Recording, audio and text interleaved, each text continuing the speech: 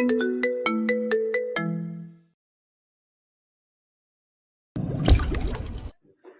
বাচ্চা, তোকে আমি আজ মেরেই ফেলবো।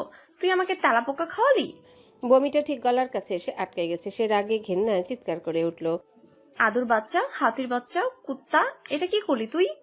আদনান হাসতে হাসতে প্রায় বিছানা থেকে পড়ে যাওয়ার দশা। নৌশির দু চোখ ফেটে জল বেরিয়ে এলো।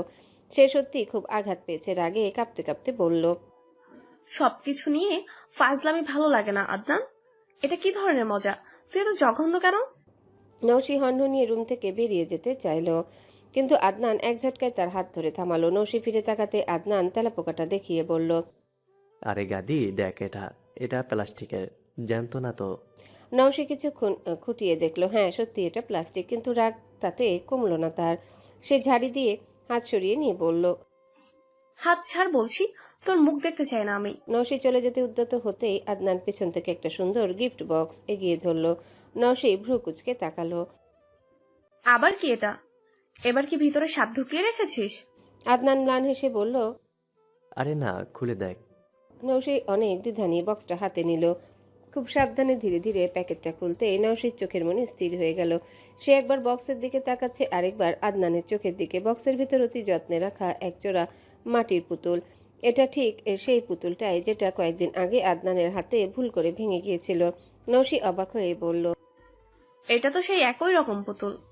আদনান মাথা নাড়িয়ে বলল, হুম, একই রকম না, এটা সেই পুতুলটাই, অনেক কষ্টের জোড়া লাগিয়েছি। নৌশি কাছে গিয়ে পরখ করে দেখলো, হ্যাঁ, ভাঙা টুকরোগুলো জোড়া লাগানো সূক্ষ্ম দাগ রয়ে গেছে। খুব ভালো করে খেয়াল না করলে বোঝা যায় না। আদনান যে কতটা সময় আর ধৈর্য নিয়ে তুচ্ছ জিনিসটা ঠিক করেছে তা ভেবে নৌশির বুকটা হু হু করে উঠল। আবেগে আপ্লুত হয়ে সে হিতাহিত জ্ঞান হারিয়ে আদনানকে শক্ত করে জড়িয়ে ধরল।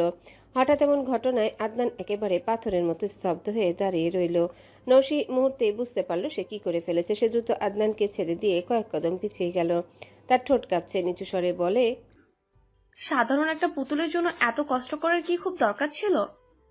কে আমি তোর? আদনান কিছুক্ষণ নৌশির চোখের দিকে তাকিয়ে রইল। তার চোখে তখন অন্যরকম এক মায়া, কিন্তু মুখ খুলতেই আগে সেই দুষ্টু আদনান ফিরে এলো। সে বাঁকা হেসে বলল, তুই কে? তুই হলি একটা নাদানের বাচ্চা। এত সিরিয়াস একটা মুহূর্তে আদনানের এমন উত্তরে নৌশি আর রাগ ধরে রাখতে পারল না। চোখের জল মুছার আগে খিলখিল করে হেসে উঠল সে। সবাই রেডি হয়ে গেছে মার্কেটে যাওয়ার জন্যে। বাড়িতে পুরুষদের অনেক কাজ, সেই কারণে মেয়েরা একাই যাবে। সবাই ড্রয়িং রুম পেরিয়ে বাহিরে বের হওয়ার আগেই পেছন থেকে আরিয়ান বলল, এই দাঁড়া, আমি সবাইকে নিয়ে যাচ্ছি।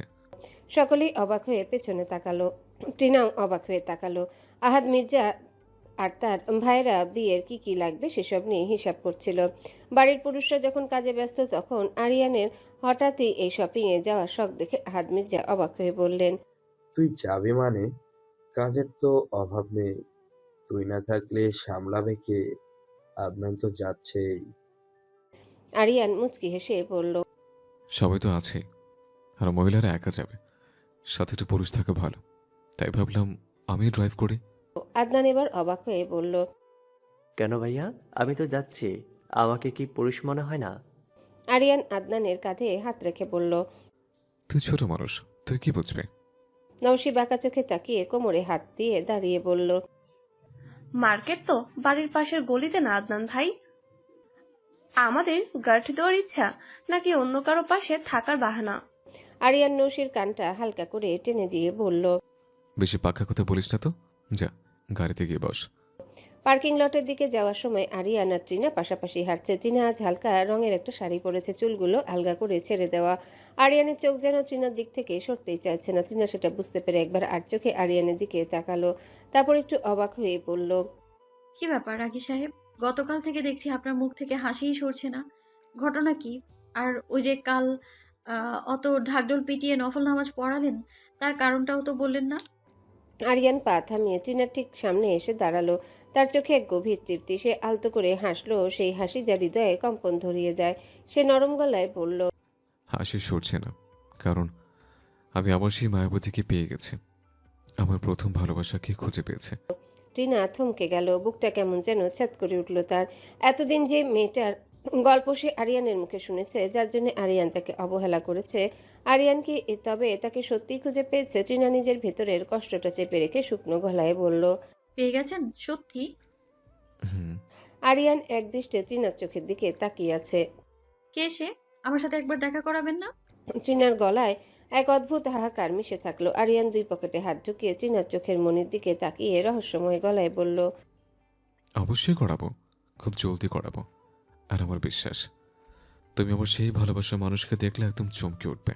টিনা আর কিছু বলল না, কিন্তু তার মনের কোণে মেঘ জমতে শুরু করলো। টিনা একটা ম্লান হাসি হাসার চেষ্টা করলো। তার বুকের ভেতরটা কেন যেন হাহাকার করে উঠছে।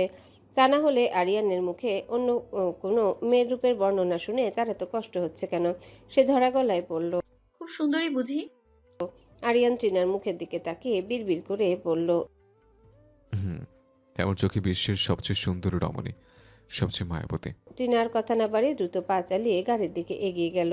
আরিয়ানও তার পিছু নিতে চেয়েছিল, কিন্তু ঠিক তখনই পকেটে ফোনটা কেঁপে উঠল। তাকিয়ে দেখলো তার বন্ধু সিফাতের কল। ফোনটা কানে নিয়ে আরিয়ান উত্তেজনায় বলে উঠল, পেয়ে গেছে রে সিফাত, আমার সেই মায়াবতী কন্যাকে আমি খুঁজে পেয়ে গেছি।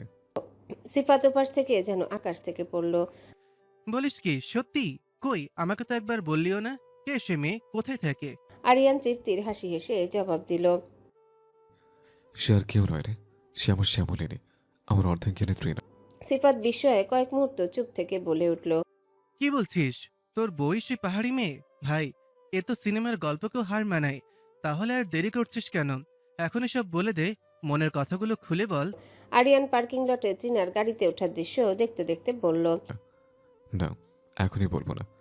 বাড়িতে নুসরাতের বিয়ে চলছে, সবাই খুব ব্যস্ত। আমি চাচ্ছি বিয়ে সব আয়োজন মিটে গেলে একদম নিরিবিলিতে তৃণাকে বড় একটা সারপ্রাইজ দেব। বাহ, আইডিয়াটা দারুণ। ঠিক আছে বন্ধু, শুভকামনা রইল। সিফাত হাসতে হাসতে বলল। রাখছি রে, এখন মার্কেট যেতে হবে, সবাই অপেক্ষা করছে। আরিয়ান কলটা কেটে দিয়ে দ্রুত পায়ে গাড়ির দিকে এগিয়ে গেল। তার বুকের ভেতর এখন এক অদ্ভুত সুখের অনুভূতি। যে মানুষটাকে 4 বছর ধরে খুঁজেছে সে তার পাশেই আছে। এর চেয়ে বড় সার্থকতার কি হতে পারে? শাড়ির দোকানে সবাই হন্যে হয়ে শাড়ি খুঁজছে। নুসরাতের বিয়ের প্রধান শাড়িগুলো নির্জনের বাড়ি থেকে চলে এলেও বাকি অনুষ্ঠানগুলোর জন্য এখন কেনাকাটা চলছে।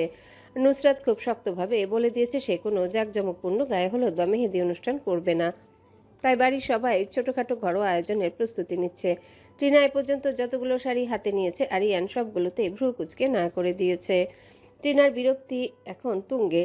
সে মনে মনে ভাবলো, বউ হিসেবে তো এই লোক আমায় এক দণ্ড সহ্য করতে পারে না, অথচ এখন শাড়ি পছন্দ করতে গিয়ে এমন ভাব দেখাচ্ছে যেন কত দরদ।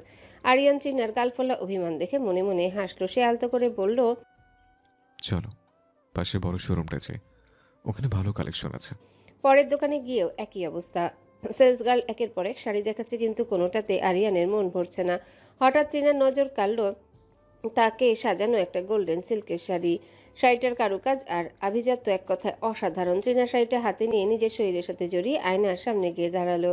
আরিয়ানের দিকে ফিরিয়ে জিজ্ঞাসু দৃষ্টিতে চেয়ে বলল, দেখুন রাগী সাহেব, এটা ঠিক আছে তো, নাকি এটাও আপনার ওই খুঁতখুঁতে চোখে অপছন্দ হবে?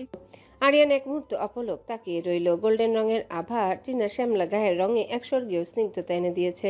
সে মুগ্ধ হয়ে বলল, পারফেক্ট, একদম এটাই তোমার জন্য।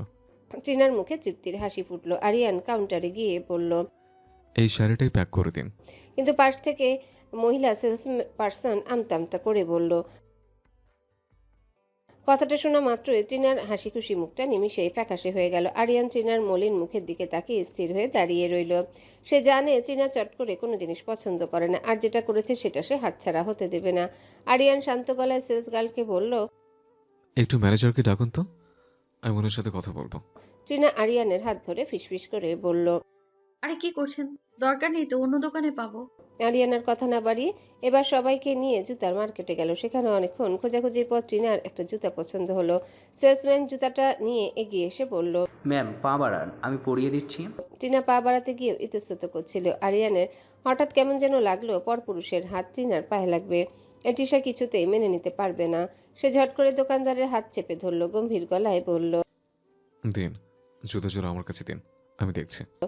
ট্রিনা অবাক হয়ে বাধা দিতে চাইল, আরে কি করছেন? ছাড়ুন, আমি নিজেই পারবো। কিন্তু আরিয়ান কারো কথা শুনল না। সে শপিং মলের মেঝেতে এক হাঁটু গেড়ে নিচু হয়ে বসলো। পরম যত্নে ট্রিনার একটা পা নিজের হাতের তালুতে তুলে নিয়ে জুতাটা পরিয়ে দিল। ট্রিনার সারা শরীর যেন বিদ্যুৎ স্পৃষ্ট হলো। সে স্তব্ধ হয়ে আরিয়ানের দিকে তাকিয়ে রইল। অন্য দোকান থেকে জোর করে একটা শাড়ি কিনে দিলেও আরিয়ান স্পষ্ট বুঝতে পারল ট্রিনার মনটায় গোল্ডেন সিল্কের শাড়িতেই পড়ে আছে।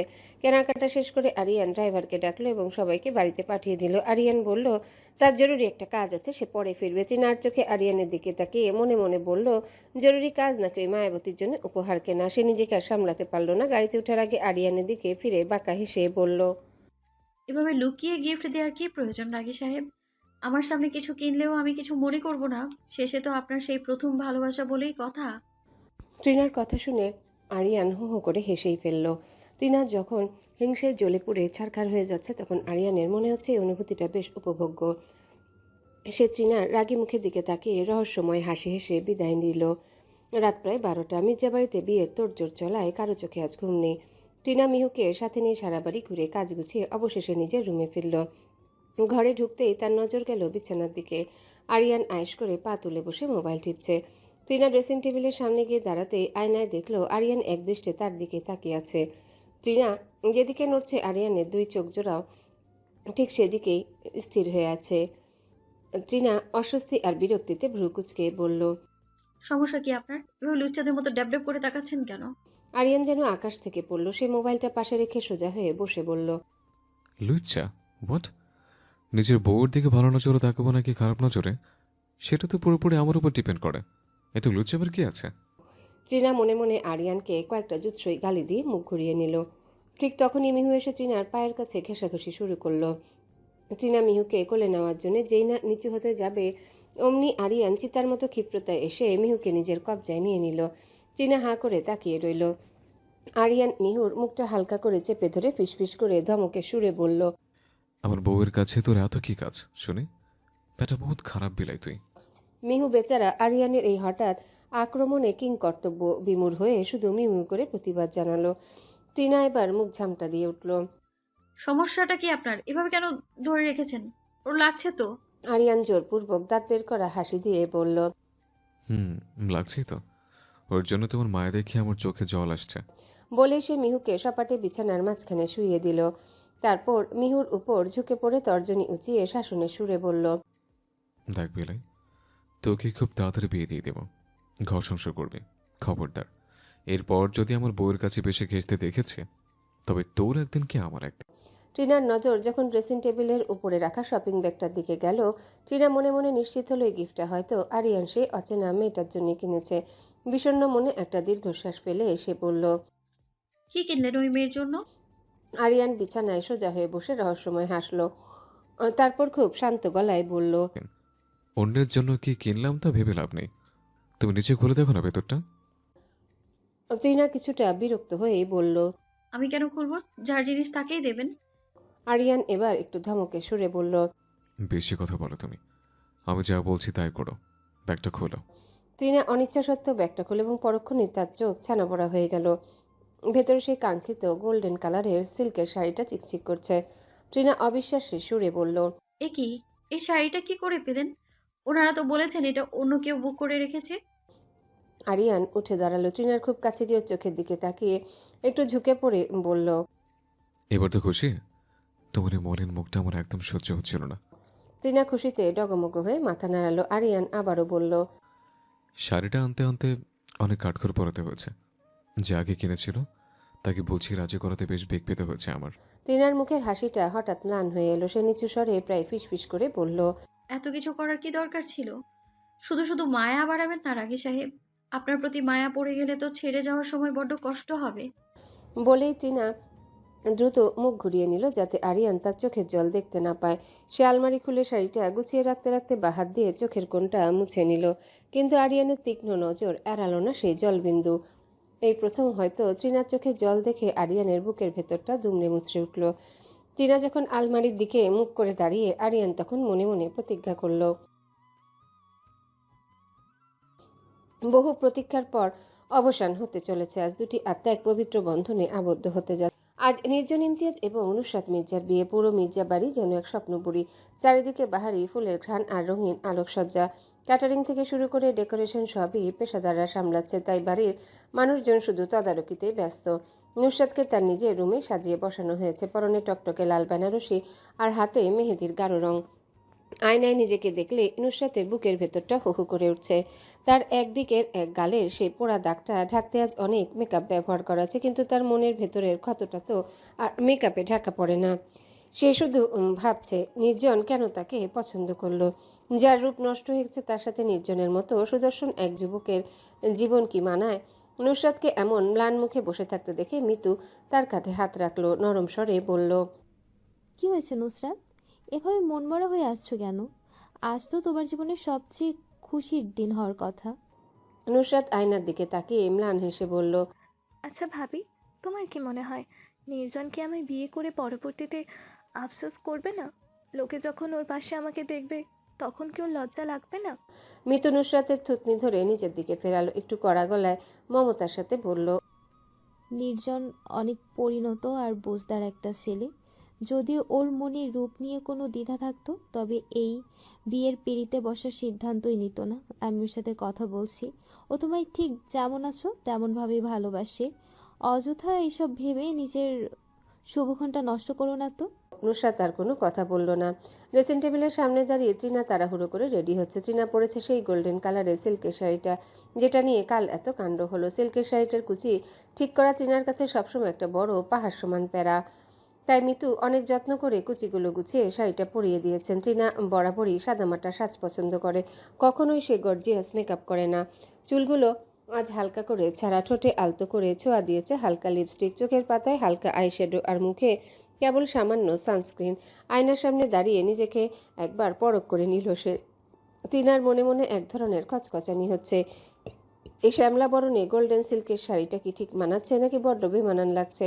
আসলে তৃণা খুব বেশি শ্যামলা না, তার গায়ের রংটা ঠিক দুধে আলতাও না। সুন্দরের যে প্রথাগত সংজ্ঞা তার চেয়ে হয়তো কিছুটা কম, আর এই স্নিগ্ধ মায়াবী রংটাকেই মানুষ শ্যামলা বলে আখ্যায়িত করে। আয়না থেকে চোখ না সরিয়ে তৃণা একটা কাজল হাতে তুলে নিল। চোখের নিচে খুব যত্ন করে হালকা এক টানে কাজল পরল সে। কাজল দেওয়া শেষ করে ড্রেসিং টেবিল থেকে পেছনে ফিরতেই দেখলো আরিয়ান রুমে ঢুকছে। নিজের ঘড়িটা ঠিক করতে সে এতটাই মগ্ন যে এখনো তৃণার দিকে নজর দেয়নি। আরিয়ানের পরনে আজ শুভ্র রঙের পাঞ্জাবি।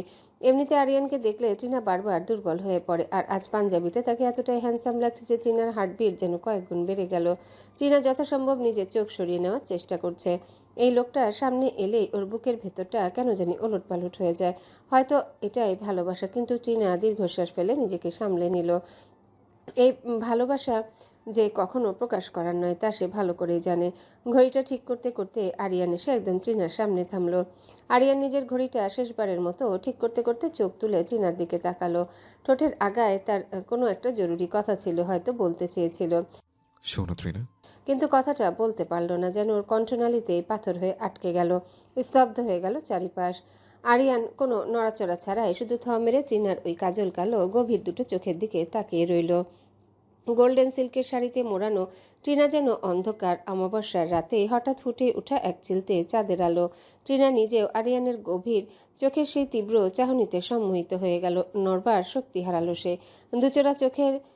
দুজোড়া চোখের এই মৌন যুদ্ধটা যেন মহাকালের এক রোমান্টিক মহাকাব্য তৈরি করছিল।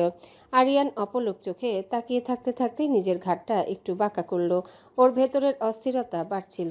ঠোঁট নেড়ে বিড়বিড় করে অস্ফুট স্বরে বলল, সর্বনাশ। তৃণা আরিয়ানের সেই ফিসফিসানিটা স্পষ্ট শুনতে পেল না। সে কিছুটা ঘোরের মধ্যে থেকে জিজ্ঞাসা করল, কি বলছিলেন? তৃণার গলার স্বর আরিয়ানের কানে পৌঁছাতেই সে যেন হঠাৎ এক ধাক্কায় ঘোর থেকে বাস্তব জগতে ফিরে এলো। তৃণার সেই শ্যামলা বরণ মায়াবী মুখটা থেকে চোখ সরিয়ে নেওয়া যেন আরিয়ানের কাছে এখন পৃথিবীর কঠিনতম কাজ। আরিয়ানের কপালে বিন্দু বিন্দু ঘাম জমতে শুরু করেছে। হার্টবিট এতটাই দ্রুত যে তার স্যুট কোটের আড়ালে বুকটা ধুকপুক করছে। সে তোতলাতে তোতলাতে নিজেকে সামলাতে গিয়ে বলল, না, মানে আসলে বলছিলাম যে তৃণা নিজে সরু ভ্রুজোড়া কুঁচকে ফেলল, বলল, কি সব মানে মানে করছেন? একটা কথা গুছিয়ে বলতে পারছেন না কেন? আরিয়ান এবার নিজেকে শান্ত করতে একটা লম্বা শ্বাস নিল। তৃণার চোখের একদম গভীরে সরাসরি দৃষ্টি ডুবিয়ে দিয়ে গভীর মমতায় বলল, কাজল মুছে ফেলে শ্যামলিনী। তোমার এই চোখের অতল গভীরে যে আমি বড্ড বেশি হারিয়ে যাচ্ছে। আরিয়ানের মুখে এমন আচমকা আর সরাসরি স্বীকারোক্তি শুনে চীনা যেন পাথরের মূর্তির মতো থমকে গেল। ওর সারা শরীর দিয়ে একটা হিমেল স্রোত বয়ে গেল। আরিয়ান নিজের চোখ দুটো মুহূর্তের জন্য বন্ধ করে বড় করে একটা শ্বাস নিল, যেন নিজের হৃৎপিণ্ডকে শান্ত করার শেষ চেষ্টা করল। তারপর আর এক মুহূর্ত সেখানে না দাঁড়িয়ে দ্রুত পেছনে ফিরে রুম থেকে বেরিয়ে গেল। যাওয়ার সময় আরিয়ানের উদ্যত কণ্ঠের গান করিডোর কাঁপিয়ে উচ্চস্বরে প্রতিধ্বনিত হতে লাগলো। নেশা লাগিল রে। টিনা অবাক হয়ে দাঁড়িয়ে রইল। কানের কাছে তখনও আরিয়ানের সেই গভীর কণ্ঠস্বর বাজছে। পরক্ষণে টিনার ঠোঁটের কোণে এক চিলতে লাজুক এবং তৃপ্তির হাসি ফুটে উঠল। রাগী লোকটার নেশা যে তবে তার চোখেই লেগেছে। নুসরাতের ঘরে এখন পিনপতন নীরবতা, শুধু কাজী সাহেবের গম্ভীর কণ্ঠস্বর ভেসে আসছে। বিয়ে জিনিসটা প্রতিটা মানুষের জীবনে এক অভূতপূর্ব অনুভূতি নিয়ে আসে। কারো জন্যে তা আনন্দের জোয়ার, আবার কারো জন্যে অজানা আশঙ্কার নাম। কাজী সাহেবের পাশে সাক্ষী হিসেবে দাঁড়িয়ে আছেন বাড়ির মুরব্বীরা, আর ঠিক তাদের পাশেই দাঁড়িয়ে আছে আরিয়ান, পাশে আদনান আর রোহান। নুসরাত মাথা নিচু করে বসা, তার পরনে লাল বেনারসি আর ভারী গয়না থাকলেও তার মনের ভার যেন তার চেয়েও বেশি। নুসরাতের কানে চারিপাশে কোনো কথাই ঠিকমতো ঢুকছে না। তার অবচেতন মন বারবার একটা কথাতেই আটকে যাচ্ছে। নির্জন কি সত্যি তাকে মন থেকে মেনে নিবে? যখন সব মেকআপ ধুয়ে যাবে আর তার পোড়া দাগটা স্পষ্ট হয়ে উঠবে, তখন নির্জনের ভালোবাসার রং কি ফিকে হয়ে যাবে না তো? কাজী সাহেব খাতা খুলে চশমাটা নাকে এঁটে দিয়ে বললেন, আমি সাক্ষীদের উপস্থিতিতে আপনাকে জিজ্ঞাসা করছি, আপনি কি আপনার পিতা এনামুল মির্জার একমাত্র কন্যা নুসরাত মির্জা মোহর ধার্য 10 লাখ টাকা নির্ধারণ করে মোজাম্মেল ইমতিয়াজের একমাত্র পুত্র নির্জন ইমতিয়াজকে শরীয়তভাবে বিবাহ করতে কবুল করছেন? যদি আপনি এই বিয়েতে রাজি থাকেন তাহলে বলুন আলহামদুলিল্লাহ, কবুল। কাজী সাহেবের কথা শেষ হওয়ার পর নুসরাত দীর্ঘক্ষণ পাথরের মতো নিথর হয়ে বসে রইল। চারিপাশ থেকে ফিসফাস শুরু হলো। মিতু আর টিনা পাশ থেকে তাকে তাগাদা দিচ্ছে। বলো নুসরাত, কবুল বলো। নুসরাত এবার ধীরে ধীরে তার ঝাপসায় আসা চোখ দুটো তুলে তাকালো। সামনেই তার ভাইয়েরা দাঁড়িয়ে। তার চোখ গিয়ে স্থির হলো আরিয়ানের উপর। আরিয়ানের দিকে চোখ যেতেই নুসরাতের বুকের ভিতর কেমন যেন এক হাহাকার বয়ে গেল। নুসরাত এক গভীর শ্বাস নিয়ে চোখ দুটো শক্ত করে বন্ধ করলো। তারপর কাপা অথচ স্পষ্ট স্বরে উচ্চারণ করলো, আলহামদুলিল্লাহ, কবুল। সাথে সাথে ঘরের সবাই সমস্বরে বলে উঠল। আলহামদুলিল্লাহ। আনন্দের একটা হিল্লোল বয়ে গেল পুরো ঘরে।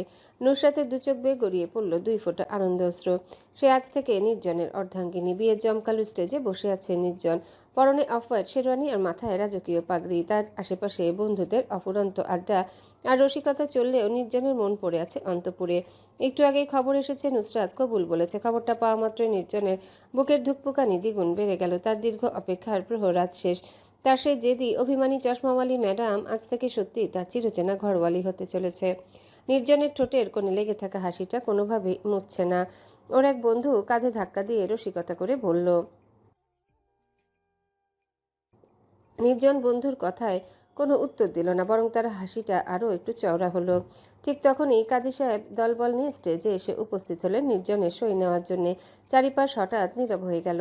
কাজী সাহেব গম্ভীর কণ্ঠে বললেন, আমি সাক্ষীদের উপস্থিতিতে আপনাকে জিজ্ঞাসা করছি, আপনি মোজাম্মেল ইমতিয়াজের একমাত্র পুত্র নির্জন ইমতিয়াজ মোহর ধার্য 10 লাখ টাকা নির্ধারণ করে এনামুল মির্জার একমাত্র কন্যা নুসরাত মির্জাকে শরীয়তসম্মতভাবে বিবাহ করতে কবুল করছেন?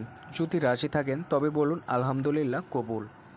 কাজী সাহেবের কথাগুলো শেষ হওয়ার আগে নির্জনের চোখের সামনে নুসরাতের পুরো প্রতিচ্ছবিটা ভেসে উঠল।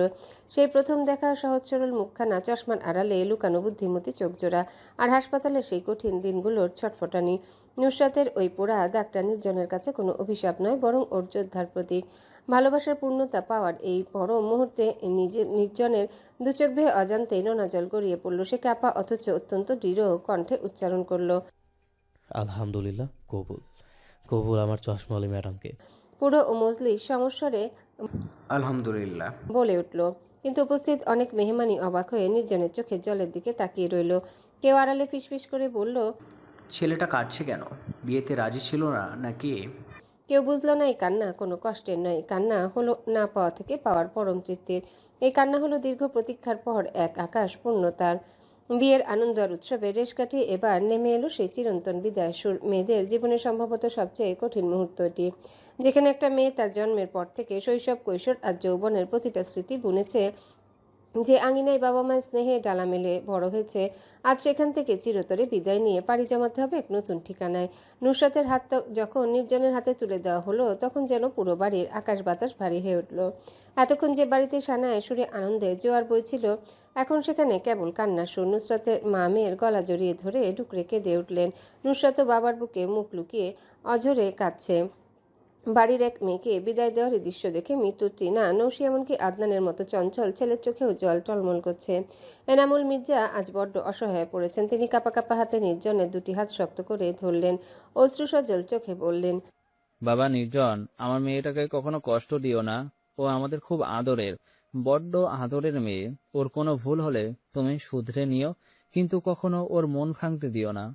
নির্জন তার শ্বশুরের কথায় পরম শ্রদ্ধায় মাথা নিচু করল।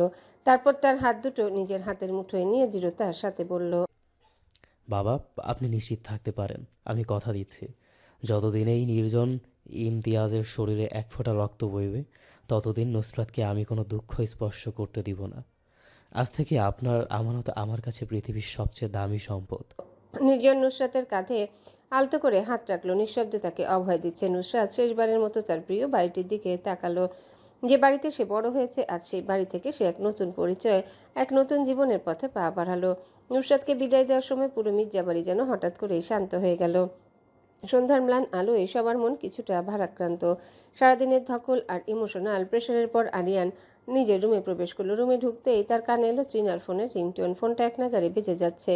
আরিয়ান ফোনটা হাতে নিতেই কলটা কেটে গেল। স্ক্রিনে তাকিয়ে দেখলো 6টা মিসড কল। মুহূর্তে আবারও কল এলো। আরিয়ান এবার দ্বিধা না করে কলটা রিসিভ করে কানে ধরলো। ওপাশ থেকে এক যুবকের কণ্ঠস্বর ভেসে এলো। হ্যালো টিনা। আরিয়ান কোনো কথা বলল না। ওপাশ থেকে তৌহিদ অস্থির হয়ে আবারও বলতে শুরু করলো, ঠিক টিনা প্লিজ কথা বলো, তোমাকে ছাড়া আমি একদম ভালো নেই। তুমি এতটা স্বার্থপর কি করে হতে পারো? মানলাম তুমি আমাকে কখনো ভালোবাসোনি, কিন্তু আমি তো তোমাকে ভালোবেসেছি। আমি তোমার আর আরিয়ানের বিষয়ে খোঁজ নিয়েছি। তোমাদের মাঝে কোনো ভালো সম্পর্ক নেই। ট্রাস্ট মি টিনা, আমি তোমাকে ছাড়া বাঁচব না। সেই মুহূর্তে ট্রিনা রুমে ঢুকে আরিয়ানের হাত থেকে ছো মেরে মোবাইলটা কেড়ে নিল। ট্রিনার পুরনো ফোনের স্পিকারের সমস্যার কারণে কথা লাউড স্পিকারে ছাড়া শোনা যায় না, তাই ট্রিনা সবটাই শুনতে পেয়েছে। ট্রিনা চরম বিরক্তিতে ফোনটা কানে ধরে চিৎকার করে উঠল, এত ছ্যাঁচড়া কেন আপনি? একটা বিবাহিত মেয়েকে কল দিয়ে ভালোবাসার কথা বলতে লজ্জা করে না আপনার? ওপাশ থেকে তৌহিদের কোনো উত্তর এলো না। কাঁপা কাঁপা কণ্ঠে তৌহিদ বলল, লজ্জা? ঠিক বলেছ। ভালোবাসা বোধ হয় মানুষকে লজ্জাহীন বানিয়ে দেয়। আচ্ছা ঠিক আছে, আমি তোমার জন্যই অপেক্ষা করব। তোমার ফিরে আসার পথ চেয়ে থাকবো আমি। বলেই তৌহিদ কলটা কেটে দিল। আরিয়ান এতক্ষণ শান্ত হয়ে সব শুনছিল। ট্রিনার তৌহিদকে দেওয়া করা জবাব শুনে তার মনে এক গোপন তৃপ্তি হলো। সে মুচকি এসে আলগাভাবে বলল, ছেলেটা তো তোমাকে অনেক ভালোবাসে, ফিরিয়ে দিলে কেন? ট্রিনা ড্রেসিং টেবিলের সামনে দাঁড়িয়ে হাতের চুড়ি খুলতে খুলতে আর চোখে আরিয়ানের দিকে তাকায় বলল, কেন? এখন কি আপনি আমাকে পরকীয়া শুরু করতে বলছেন? আরিয়ান একটু মজা নেওয়ার ছলে বলল, না না, তা বলবো কেন, তবে পরকীয়া তো আজকাল খুব সহজ বিষয় হয়ে গেছে। ট্রিনা এবার ঘুরে দাঁড়ালো। আরিয়ানের চোখের দিকে তাকিয়ে চ্যালেঞ্জের সুরে বলল, ওহ, তাহলে তো আমারও এখন পরকীয়া করা উচিত, তাই না? আরিয়ান দুই হাত পকেটে ঢুকে এক পা এগিয়ে এলো। গলার স্বর কিছুটা গম্ভীর করে বলল, একদম সোজা মেরে দেব। আরিয়ানের এমন পজিটিভ কথা শুনে ট্রিনা খিলখিল করে হেসে উঠল, কিন্তু পরক্ষণেই তার হাসির রং বদলে গেল। একটা দীর্ঘশ্বাস ফেলে এসে বলল, আপনি তো নিজেই পরকীয়া করছেন, মিস্টার আরিয়ান মির্জা। নিজের বউ থাকতে অন্য মেয়ের মায়া মজে আছেন।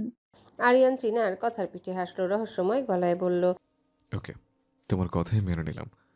খুব তাড়াতাড়ি তোমাকে আমার সেই মায়াবতীর সাথে দেখা করাবো, তারপর তোমাকে বলেই পরকীয়া করব।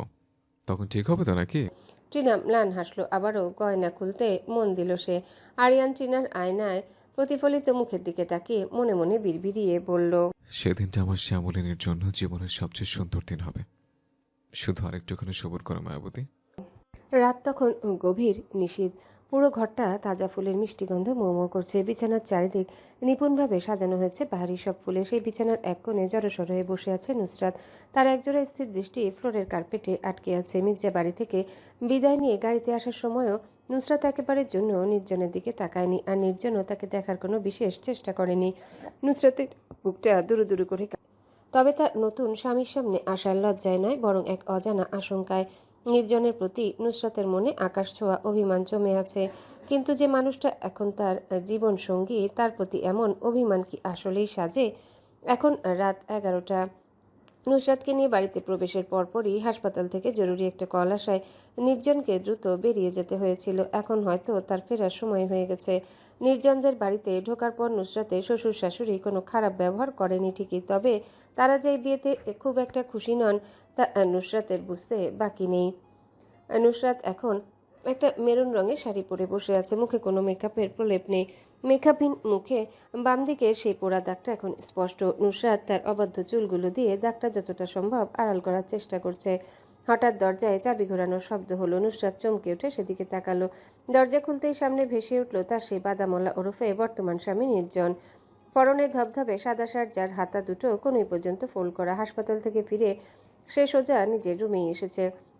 নুসরাতকে বিছানায় বসা দেখে নির্জনের ঠোঁটের কোণে এক চিলতে হাসি ফুটে উঠল। নুসরাত আজ অপলক চোখে নির্জন নামক এই পুরুষটির দিকে তাকিয়ে রইল। নির্জনের ব্যক্তিত্ব আর সৌন্দর্য আজ যেন কয়েক গুণ বেড়ে গেছে। নির্জনকে দেখে নুসরাতের শরীরটা হিমশীতল হয়ে আসছে। উঠে গিয়ে স্বামীকে সালাম করবে সেই শক্তিটুকুও যেন আজ তার শরীরে নেই। নুসরাতের শরীর কাঁপছে। কেন এই কাঁপুনি? আজ তো সব অপেক্ষার অবসান হলো, আজ তো পূর্ণতার দিন। নুসরাত লজ্জায় আর সংকোচে মাথা পুরোপুরি নিচু করে রেখেছে। তার মনে হচ্ছে এই পোড়া দাগওয়ালা মুখটা সে নির্জনের সামনে তুলবে কি করে। নির্জন ধীর পায়ে এগিয়ে গিয়ে নুসরাতের একেবারে সামনে বসলো। নুসরাতকে স্পর্শ না করেও নির্জন অনুভব করতে পারছে মেয়েটা কতটা কাঁপছে। নুসরাতের মুখটা চুলে ঢাকা। নির্জন গভীর মমতায় নুসরাতের থুতনিতে আঙ্গুল ঠেকিয়ে মুখটা একটু উপরে তুলল। দুজোড়া চোখ একে অপরের উপর নিবদ্ধ হলো। নুসরাতের সেই মেকআপবিহীন দাগওয়ালা মুখটা দেখার পরও নির্জনের ঠোঁটে এক চিলতে অমায়িক হাসি ফুটে উঠল। সে গভীর আবেশে বিড়বিড় করে বলল, হ্যালো বন্ধুরা, পরবর্তী পার্ট খুব তাড়াতাড়ি আসবে, তো সবাই অপেক্ষায় থাকো। আর চ্যানেলটি যারা এখনো সাবস্ক্রাইব করোনি তারা পরবর্তী পার্ট দেখার জন্য চ্যানেলটি সাবস্ক্রাইব করে রেখো। ধন্যবাদ সবাইকে, আমাদের সাথেই থেকো।